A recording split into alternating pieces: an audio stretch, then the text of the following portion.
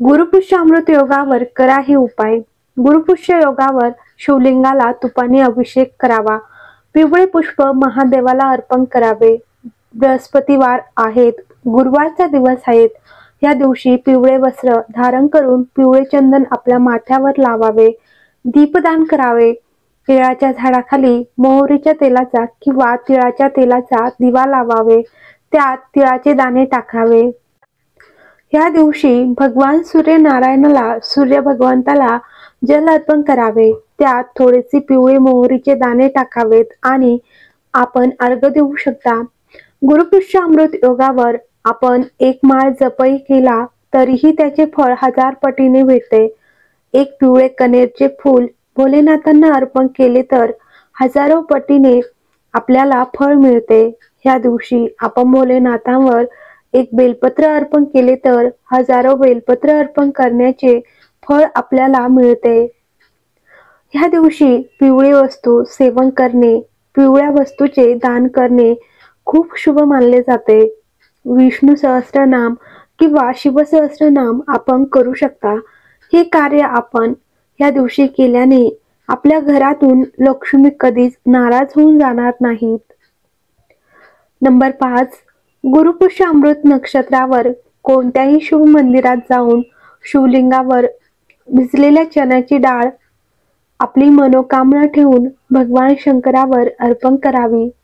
असे केल्याने भगवान भोलेबाबाची कृपा आपल्यावर राहते आणि आपले दाम्पत्य जीवन सुखमय होते।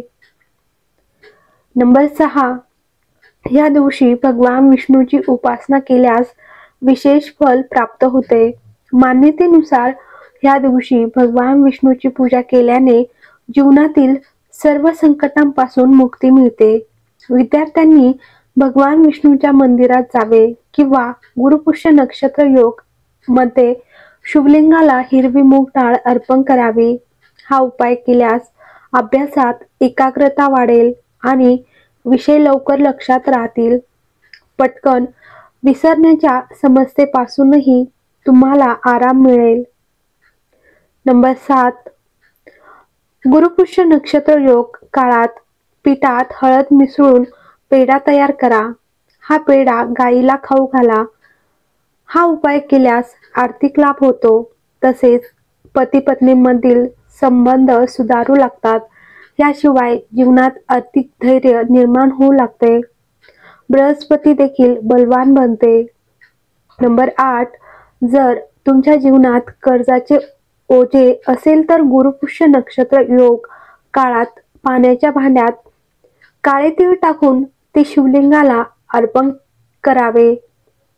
हा उपाय केल्याने मंगल दोषाचा प्रभाव कमी होईल आणि शनी दोषापासूनही आराम मिळेल। यामुळे जीवनातील संघर्ष कमी होईल आणि तुम्हाला कर्जापासून मुक्ती मिळू लागेल। नंबर 9, जेव्हा गुरुपुष्य योग तयार होतो तेव्हा तुम्ही विष्णू आणि देवगुरु बृहस्पती यांना प्रिय असलेली हळद देखील खरेदी करू शकता। यामुळे तुमचे नशीब मजबूत होईल। गुरुपुष्य योगामध्ये चांदीची लक्ष्मी यंत्र किंवा चांदीचा बनवलेला कोणताही चौकोनी तुकडा खरेदी करून त्याची पूजा करा। तुमची आर्थिक समस्या दूर होईल। गुरुपुष्य योगात तुम्ही कोणत्याही मंत्राचा 108 वेळा जप केल्यास लक्ष्मीजींचा मंत्र ओम महालक्ष्मीय नमः किंवा इतर कोणत्याही देवतेचा मंत्र असो, तुम्हाला त्याचा अतुलनीय लाभ मिळेल। तुम्ही त्या मंत्राचा जप अवश्य करा। नंबर 12, गुरुपुष्य योगाच्या काळात सोने दागिने, घर, मालमत्ता इत्यादीमध्ये गुंतवणूक करणे शुभ मानले जाते।